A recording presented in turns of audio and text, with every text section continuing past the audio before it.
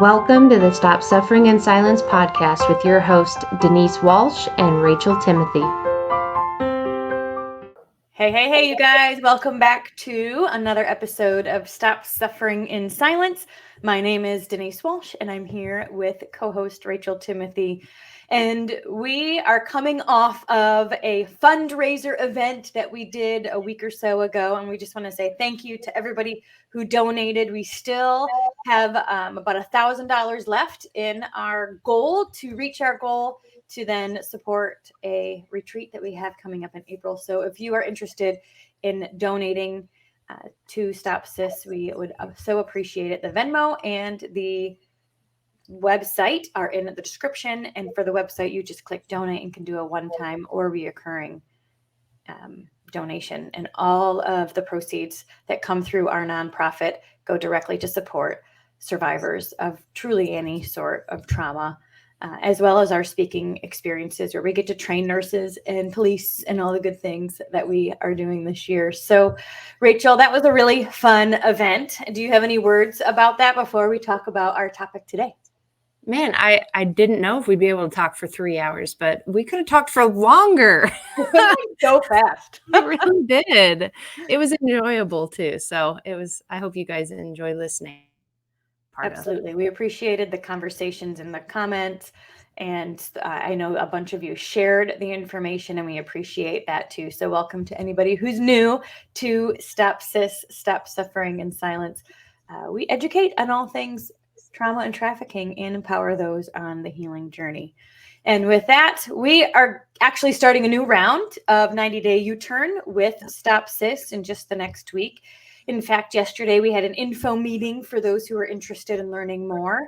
And at STOPSIS, we have a few different programs. We have Reflecting Ownership, that's more of a trauma-focused program, like let's talk about the gunk and bring it to light. And heal through any of those triggers to gain back our ownership. We also have a 90-day U-turn program that is not necessarily a trauma program. It's a get your life back program where we work to retrain your nervous system and your automatic thinking to focus on what you want versus living in fight or flight mode. We'll talk more about that in a minute. And then our third program is where we write a collaboration book, and every survivor gets a chance, if they want, right, to write a chapter in our book. And we, our goal is to do that once a year as well. Our first book came out last November and is available on Amazon. It's called When We Speak, Chains Break. And yeah, these are the programs that are creating freedom in our survivors. However, when they first say yes, most of them are freaking out. Yes. It can bring up a lot of fear to step into something new and to try to trust a new community and all of these types of things. And so we wanted to talk a bit about the fear that we see within some of the girls starting with 90-day U-turn, and as a therapist, how I would work with them to address it. So, Rachel, what are your thoughts on this? Yeah, I think you'd be surprised at what some of the fears would be coming in because, for the first time, for some of these women, we're speaking life over them. We're speaking truth. We're telling them how God sees them, who they really are, and hoping that they'll then, live a life according to that, not in fear, not in self-shame, not in all of those types of things based off of the trauma that they have. But for some of these girls, and most of them probably, hearing those good things about them, it's very hard to accept and believe. And so it's almost painful in a sense for them to hear it at first because they hear us saying these things about them, but in their mind, it's more of a, well, what if they find out the truth and that I'm not really any of those things? And it's sad. It's really sad. And so with 90-day U-turn, we are spending most of our time focused on who God made us to be. What are our joys? What do I like? What are my strengths? What am I good at? What do I really want my day to look like? And giving agency back to discovering who I am and what do I really want? And, I've got control, power here essentially to do things differently. So what would I like to do? And these kinds of things. But that's not easy for these girls because for the most part, they've been spoken death over, if that's the way to put it, for years. And so it's not like we're starting with a clean slate. Part of the process is to deconstruct some of those old beliefs.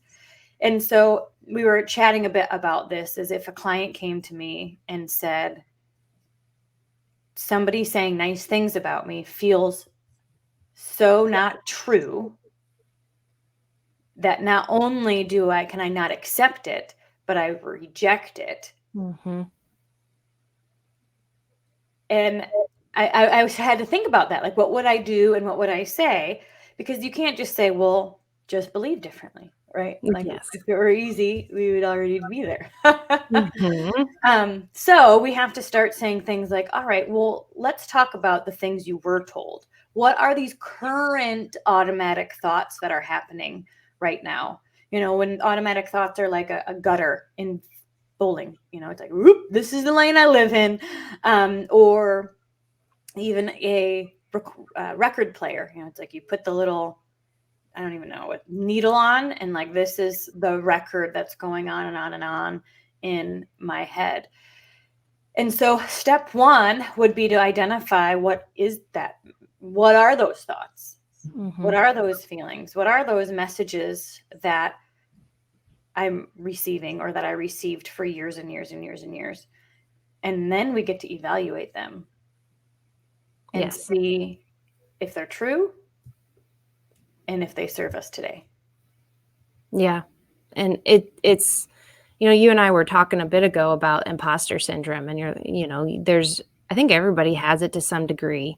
Hearing how you and business owners and all of that have imposter syndrome, but then seeing it from a perspective also of those with trauma having imposter syndrome. One of the things that we have our girls do is listen to an audio at night that kind of helps it's kind of rebuilding the deconstruction. Yeah, like it's building you up with the truth of how God made you. It's speaking life over you to where that becomes an automatic thought process. But we had girls a couple rounds ago, I remember, couldn't listen to it because it felt so untrue. And the whole topic was that I'm lovable. But it felt so untrue and so triggering for them to even hear that they could possibly be lovable that they couldn't listen to it. So when we were talking about imposter syndrome, it was like, so in my perspective, right, I work with business owners and coaches and work those in MLM and things, and like, imposter syndrome in my view would be like getting outside your comfort zone and trying something new. And like, I'm a leader. Eek, I'm scared. Or I'm trying this new sport, or you know what I mean? And you're like, this is new for me. Are they going to figure out I don't really know what I'm doing? That kind of stuff. But if you imagine that comfort zone being so small to where even somebody saying, hey, I appreciate your thoughtfulness, or you are a kind and nice person, or like, even that would be like, when are they going to find out that it's not true? Or when are they going to find out that I'm not good enough? When are they going to find out that I have? So it reminds me that for a lot of our survivors, their comfort zone is starting off so small, where anything, even thoughtful, kind, generous, speaking life, feels like they're bumping up against their comfort zone already. Yeah, because for most of them, they've had an abuser, or they've had situations that have told them otherwise for, over and over and over again. So to now hear the opposite, it's hard to believe. And so that's where these women are starting out at. Right. And if you're listening and you're like, yeah, I get that, that's me. Please just know that that's a part of the process, and it's totally normal. And nobody coming into our program is being judged for that at all. We get it. Like, yes. In fact, we don't have them start with lovability anymore. Right. We created 2 new audios for when they listen to at night that talk about self-acceptance first, and really accepting all parts of me, right? And then moving on from there. But you're right. It's these old automatic thought patterns and automatic beliefs that have been instilled and ingrained for possibly decades. And as we begin the deconstruction process, we get to look at it and say, is this true? And is this what I currently want? And it's so hard because like these women sitting in front of us are the most sweetest, kindest, like they're like a piece of candy. Like they're just adorable and so sweet. But they think such ugly thoughts of themselves. And to know that when we speak life over them, it's actually painful for them to hear because they can't accept it. It's difficult. So I that's can't the believe I thing. just called them a piece of candy. I didn't mean it like that. I couldn't think of another analogy. They are precious. They're precious. That's it. We do. Well, and I think that's the thing is we see them 3 steps ahead of where they see themselves. We see that they have so much value to add to the world, that they are filled with light and love, that they like love, like we see them For who they really are. Yes. But these old tapes are ruining and running their lives. Mm-hmm. But here's what I have found. Most of the time, people don't realize that beliefs can be changed. Mm-hmm. They believe, for lack of a better word, that their beliefs are hardwired. And this is just the way I am. And Yeah, they don't see it as a belief. They see it as fact. Right. Yeah, you're right. Yeah, and this is just the way I am. This is just the way I was raised. This is just how it goes for me. This is just the way my life is. And so, yeah, it feels like fact. It doesn't feel like something you can extract and deconstruct and evaluate. It feels like truth. Mm-hmm. So when I'm working with clients, we have to first separate that. Yeah. Right. Yeah. And say, so I would say, and this, I remember saying this to a teenager once, because she was going on and on about something. And I said, if you don't control your thoughts, who does? The alien down the street? Mm-hmm. Like, you have power here. You don't have to think those thoughts. But we have to separate our feelings and our emotions and our desires as not a part of who we are fundamentally. You know what I mean? I do. And I also will say it's so much easier said than done when you've not been in that headspace before or for very long. Because not too long ago, I did a reel about that. And the comments said, we're not very kind in the sense of, well, welcome to maturity. Isn't that where, Well, like. share what the reel was. It was a good reel, I thought. Yeah. You were sharing Mel Robbins. I was. And she was talking about, how your emotions do not get to decide your thoughts. And you need to be able to separate the two. And I think I said something like, this is something I've recently learned. And it's been extremely powerful and shifting my thoughts. And some of the comments were like, were you not taught this as a child? Like, welcome to adulthood and maturity. This is, this is where we all are. And I'm like, oh, okay. I thought it was this big like news flash that everybody would be like, no way. Your emotions don't have to control your thoughts. Yeah. Anyway. Well, and that is step 1, is to separate them. Like we don't, and that's a thought trap I teach within 90-day U-turn. It's called emotional reasoning. If I feel it, it must be true. And that's a thought trap. That's not accurate. That's not true, right? Why is this? Well, and I will say this. There are times when I more easily can do that. Like I can separate the two. And then there's other times when it feels like a spiral that I can't get out of. Mm-hmm. Yeah. So, well, we'll get back to the steps. Step 1 is to separate it and look at it, right? But in your situation, and we talk about this all the time, is if somebody is triggered and they're kind of in that crisis mode, we do the coping skills tenfold, knowing that what we do will impact how we feel and how we think. Mm-hmm. It doesn't start with taking your thought captive and then you feel better when you're in a hole. Right. It starts with going for a walk, calling a friend, taking a bath, journaling, getting out of your head, all of those things first, and then you start to feel better. Yeah, correct. But you want to know something? When you're in that hole, you don't think of those things. That is why we need a big, long list. Yes, it is. And these are things I would work with clients on. Like, we would create a list of things that they need to do when they're feeling X, Y, and Z. And we would have them, number one, do those things on a consistent basis. So felt more normal. But number two, put it somewhere where they will read it. So whether it's on their bathroom mirror or on their phone these days or wherever, these are the things that are going to help you get out of the rut. And it's not huge rocket science type things. It truly is get out in nature, go for a walk, call a friend, read a book, and everybody has things that they will gravitate to that support them. I love to play games with my family or go watch a movie or do something in community, because usually mine's connected to feeling lonely and bored at my house. And so I have to go do something and find that. So everyone's going to have the things that I know, girls that play guitar or, sing or, things like that. So put on music. That's a huge one. Yeah. Loud throughout the house. Get dancing with your kids. There's a lot of these types of things that we can put on the behavior coping skills list. Mm-hmm. And when you're in the hole, you want to do the coping skills until. Yeah. Yeah. Agreed. But what we don't do when you're in the hole is take those feelings as fact. Right.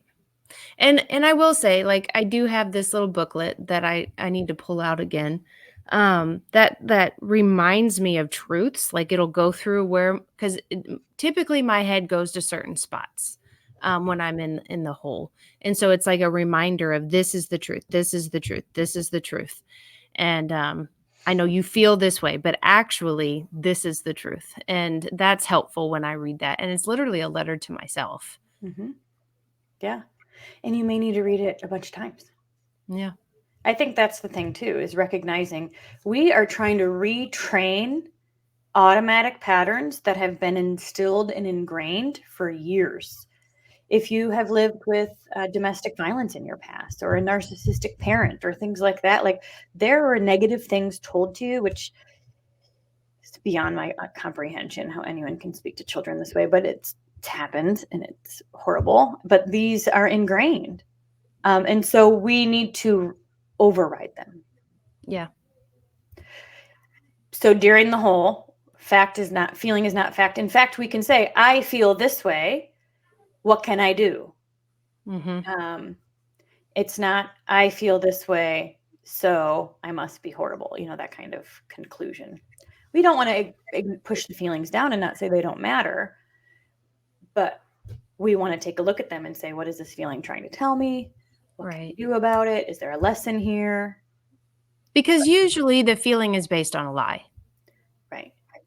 And that's what we got to pull out. And the reality too, you guys, is sometimes it's just you drank too much coffee and you have anxiety, or there's sometimes the feeling is you need more, is the negative feeling, depression, things like that can be connected to not sleeping enough. It could be, there's other things that biologically could be impacting your emotions too. So it's just, again, interesting to think about what's going on in my life that would impact me negatively or that I could change. And that's why these behavior things are something you can start to shift to, and your feelings will start to follow. Yeah, agreed. And I think what's really cool and what we've seen in 90 Day U-Turn as we've done this with the girls is, the first, I would say almost 6 weeks, we're having to re-say many things over and over again to help create that new groove. But by the end, you're seeing them totally different, believing it, ready to take on the world, ready to follow their dreams. And it's this shift that for each of them, they have a different week where it seems to happen. But a big part of it is just for the first time believing in themselves in a way that they never have before. So step one is to separate emotions. And this is CBT, right? It's the cognitive behavioral triangle, which is thoughts, feelings, and behaviors. So we're kind of separating those and taking a look at them, evaluating them. You can assess where they came from. Why do I believe this way? That's interesting information.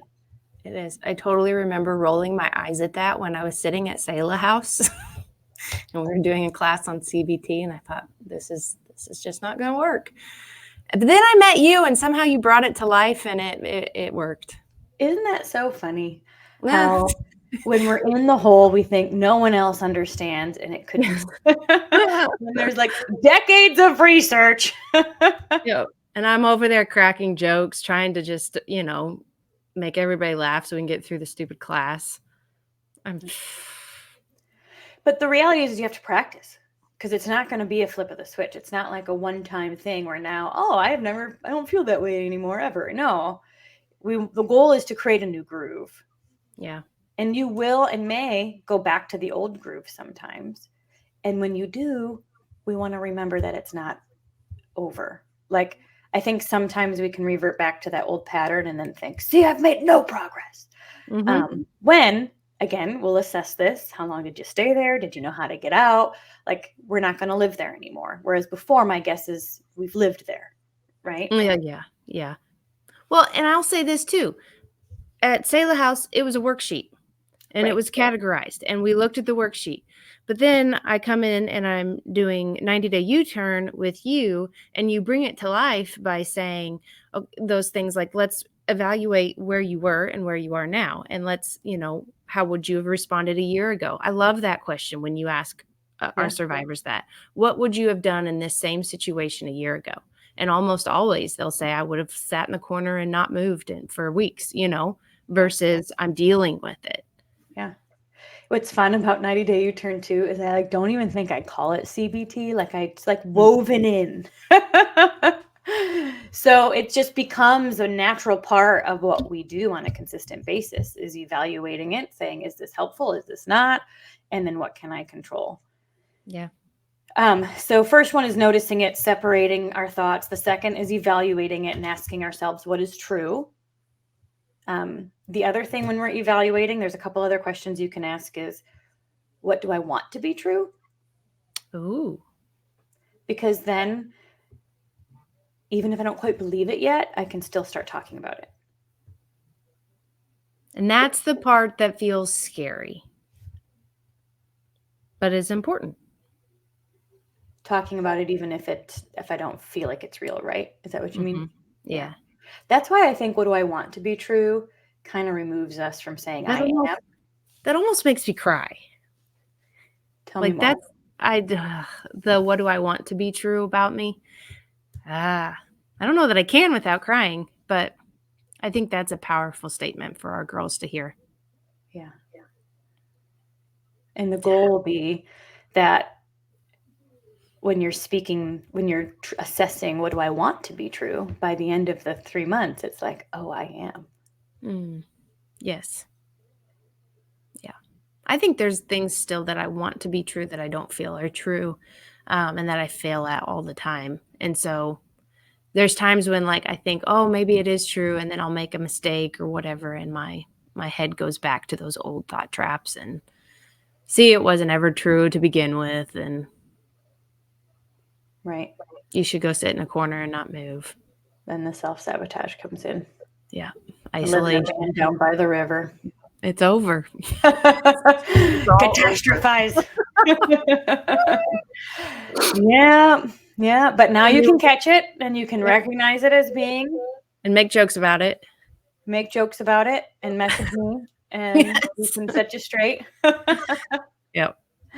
And that's the reality is these things still will happen. It's not like life doesn't happen anymore and now I'm living in fairy tale land. Right. Just that we can handle life more effectively. We have tools. We have the correct tools. Yeah. Okay, so I wrote this down. So we notice it, we evaluate, we speak the truth, or what we want to be the truth. We're starting to speak that life. And then guess the next step.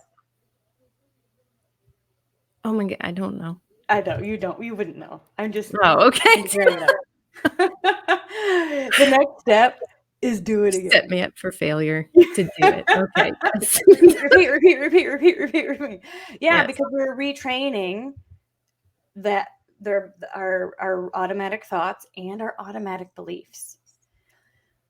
And so we get to decide. This could have been a belief that I grew up with, but it's not a belief I hold today because it no longer serves me. Now, right before we started, we were kind of doing some research on topics and things, and I thought this was a really interesting conversation and ties into the fact that most of our girls are in a place where they don't necessarily even like themselves yet, right? Right. So this was a conversation on a Focus on the Family Facebook page. And it says, my husband had an affair while I was pregnant with our 5th child and was suddenly overcome with uncharacteristic rage that became dangerous. He went to jail, and my children and I left to live with my mom on the opposite side of the country. My marriage was over, or so I thought. I went through cancer treatment and watched my spouse destroy the life we had built over our 10 years together. I decided to move on. God was so close and was so kind with me. He started me praying. He had me start praying and loving this monster of a man from a distance. Searching for help, I stumbled upon some community boards in connection with Focus on the Family. I was encouraged to stand for my marriage. I then watched God work miracles on our behalf that resulted in my husband's repentance, transformation, and gradually the restoration of our marriage. Focus on the Family was an instrumental during this journey by providing counseling materials. Today, my husband and I facilitate love and respect classes and share our marriage testimony. And the comments went ballistic. This was one. And I have a couple things that I can kind of react to, and then I'll have you as well. One of them said, "Dear Focus on the idol of marriage. You're losing your grip. Survivors are finding strength in numbers and are no longer bowing down to the idol of marriage at any cost. You'd be wise to heed these voices because we've been silenced for too long and now we won't shut up." So after several comments of countless women in abusive relationships will read this and believe this is how their stories will end too. You and I know thousands of women who stayed, prayed, submitted, and did everything their leaders told them to, and their abuse only got worse. Some will never even make it out alive. And so I have a couple reactions to this, but the first thing I'll say is the reason why this stood out to me in connection to this conversation is as if someone is at a place where they see no worth and value in themselves because they've been told over and over and over again that they're no good, that they mess everything up, they're being gaslit, everything's their fault, they're being blamed. They don't have the inner strength to stand up, to leave, right, to get help, to even say there's a problem. And so I think what we do in 90 Day U-Turn is we support women in getting that inner strength back. Yeah. And that, in my opinion, is step one. Because when someone builds that inner strength, finds their voice, and can evaluate, is this the narcissist talking to me? Is this God talking to me? What do I really want? Like, things can really start to change. Yeah. So do you have any thoughts in relation to the current discussion on this Focus on the Family? So I think abuse is abuse is abuse. And I mean, as you were saying not too long ago, people don't really change that much as far as abuse goes. Like, can it happen? Absolutely.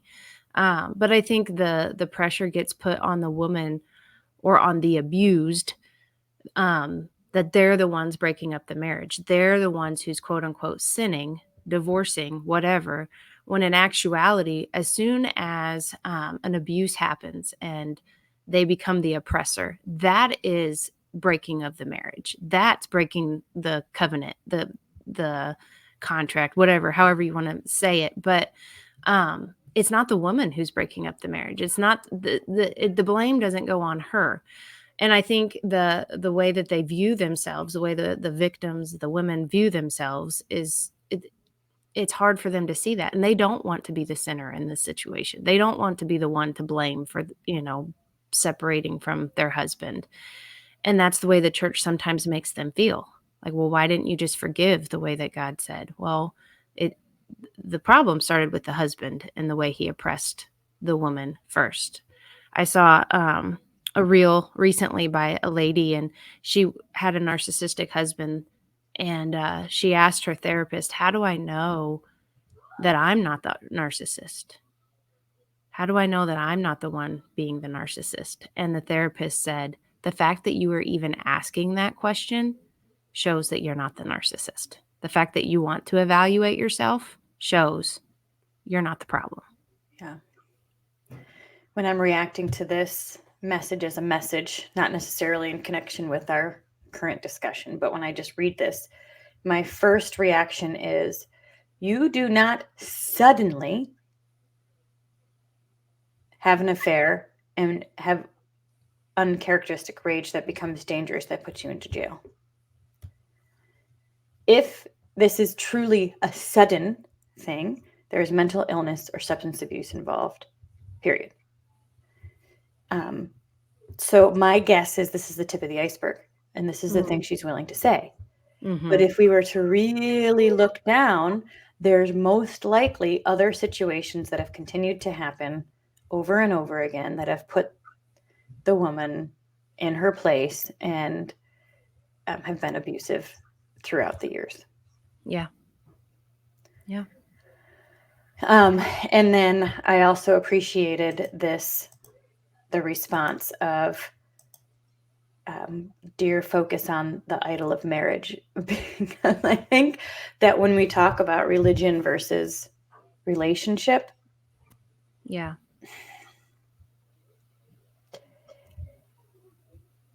the church religion teaches a lot of black and white thinking. Mm-hmm. And I just don't think the world is that way.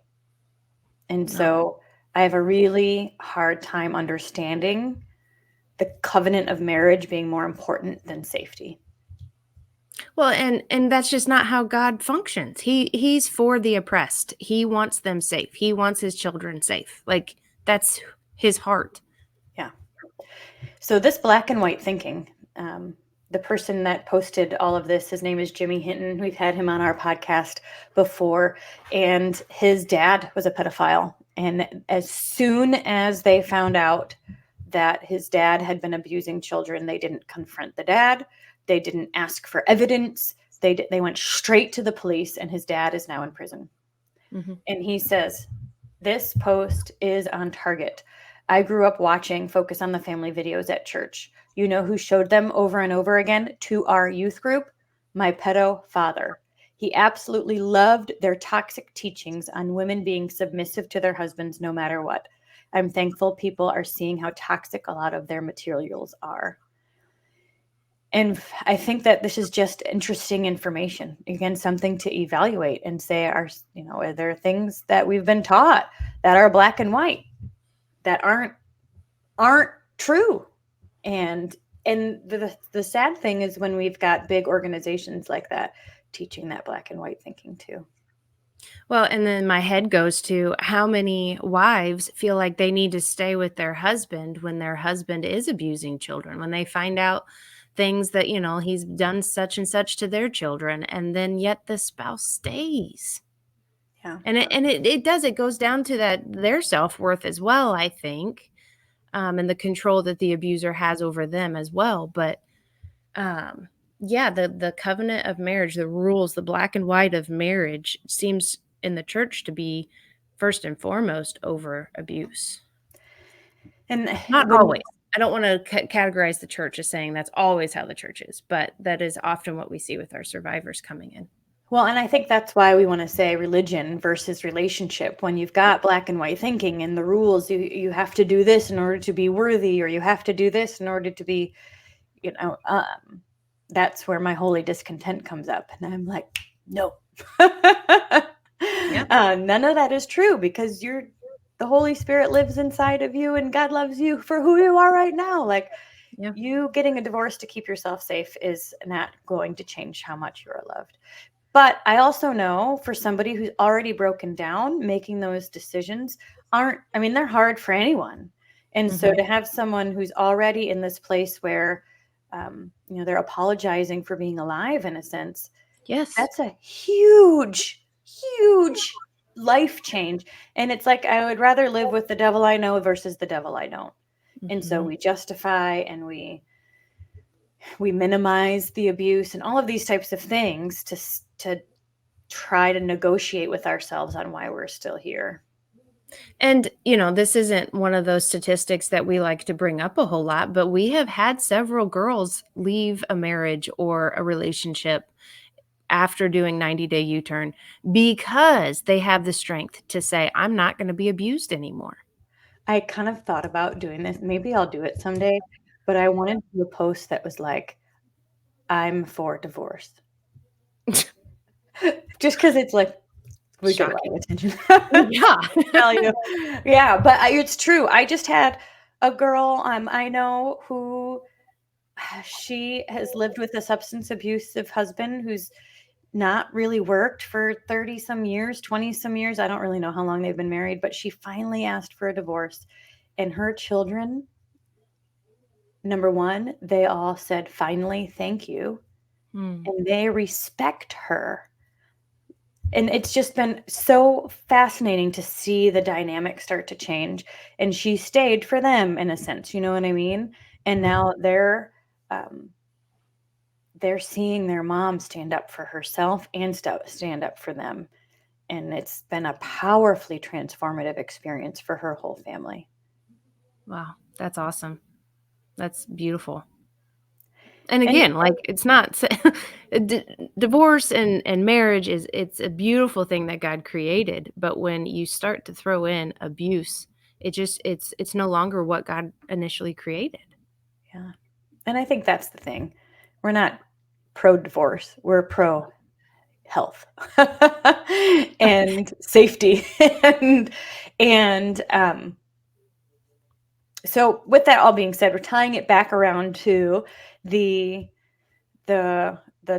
voices that these girls are listening to when they first come in. And oftentimes it's that old record of years past that we get to support them in reevaluating and deconstructing.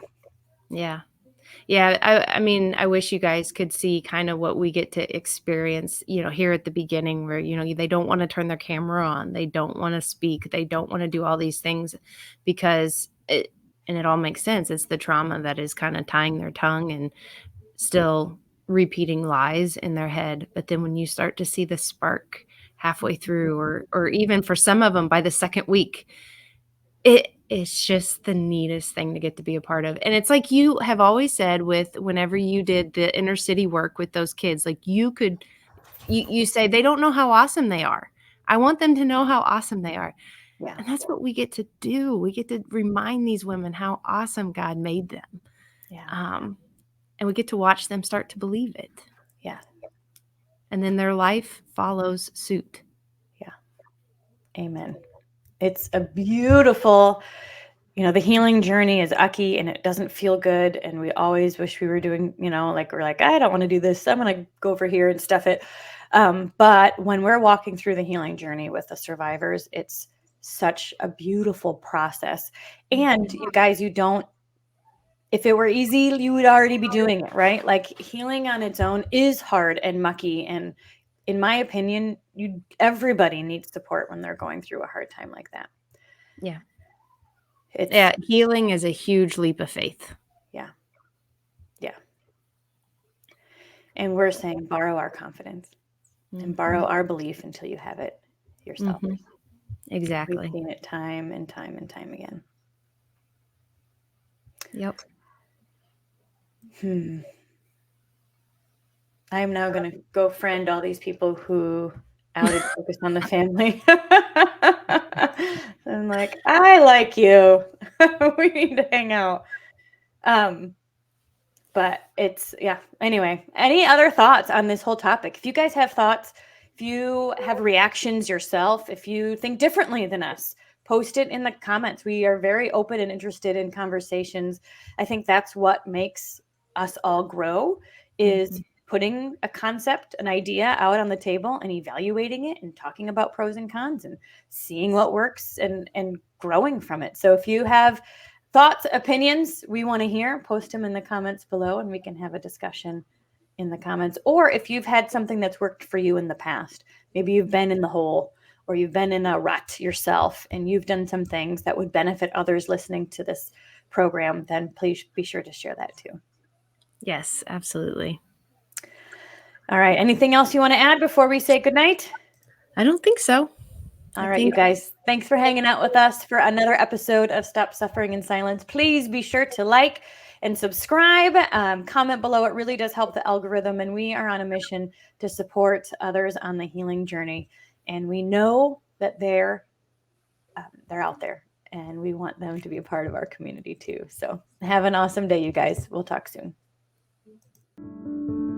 Thank you so much for listening to this powerful episode of Stop Suffering in Silence. If you are interested in booking Rachel to speak at your school, your church, or on your podcast, then please email openblindeyes@protonmail.com. If you are interested in sponsoring a survivor on their healing journey and would like to donate to Stop SIS, then please check out the link in the description box or show notes below, or you can email stopsis@protonmail.com. And finally, if you are currently suffering in silence, or you know somebody who is, whether they're dealing with a current trauma or one from the past, then we will always recommend that you reach out to your local resources and find a counselor that you can trust, because nobody is meant to suffer alone. Have an amazing week, and thank you for being here.